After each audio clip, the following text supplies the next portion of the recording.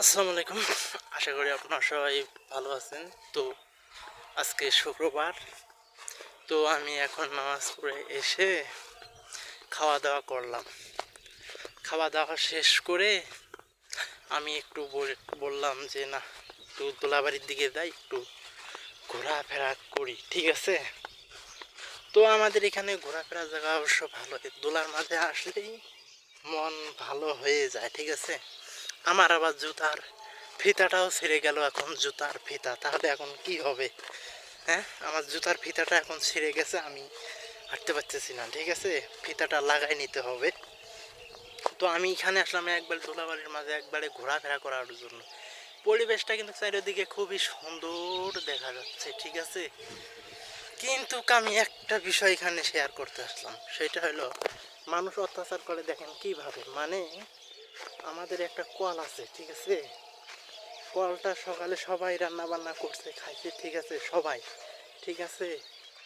কিন্তু আমরা বাড়ি থেকে কাজে যাওয়ার সময় ওই কলের মানে খিলটাতে আছে ওটা খুলে থেকে গেছি, কারণ হলো অনেক বাজে ছেলে মেয়ে যায় ওই দিক দিয়ে, যদি নষ্ট টষ্ট করে, ওই জন্য খুলে থেকে যাওয়া হয়েছে, ঠিক আছে। কিন্তু প্রতিবেশী শত্রু এসে আক্রমণ করলো আমাদেরকে।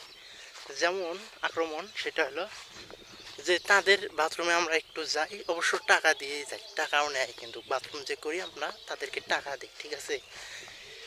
ওই আমার কলের খিল খুললাম কেন রে বাবা, দাদা যায় যায় থাকে না আপনারা, ঠিক আছে। এই যে ঝগড়া শুরু করলো রে দাদা, কি বলবো। খালি ঝগড়া মানে ঝগড়া, খুব ঝগড়া করে, হিংসা করে।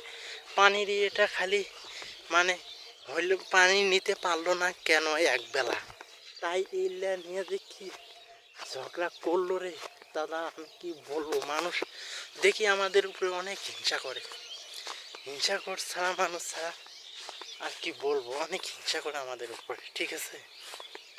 আমি কি বলবো রে ভাই, আমার এলাকার মানুষ সুবিধার না, ঠিক আছে। কিছু মানুষ খারাপ, কিছু মানুষ ভালো, আমি সবাইকে খারাপ বলবো না, ঠিক আছে, ভালো মানুষও আছে, ঠিক আছে। তো কি বলবো, বলার ভাষা পাই না, ঠিক আছে। তো আমি আর আজকে এখন বেশি কিছু বলতে চাচ্ছি না, ঠিক আছে। আপনারা সবাই ভালো থাকবেন।